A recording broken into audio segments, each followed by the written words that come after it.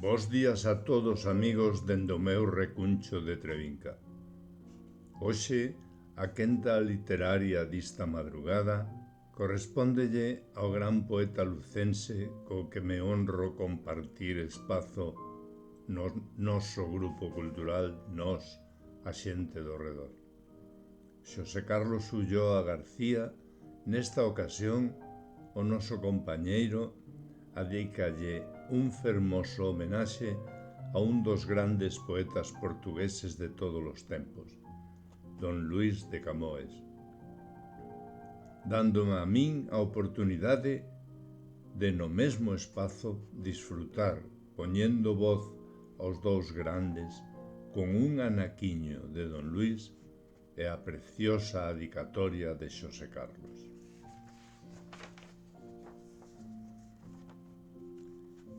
De Don Luís de Camões. Amor é fogo que arde sen ver, é ferido que dol e nao se sente, é un contentamento descontente, é dor que desatina sen doer. Y de José Carlos Ulloa, Luís de Camões.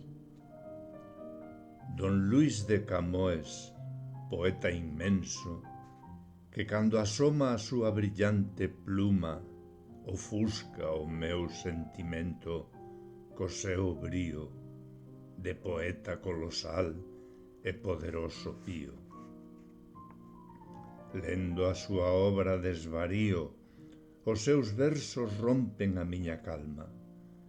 A miña pluma perde o seu poderío ante tal portento do seu karma. Lendo os Luisiadas, perdo a noción do tempo, atópome totalmente incerto, desbordado en tal magnitude de sapiencia e alma.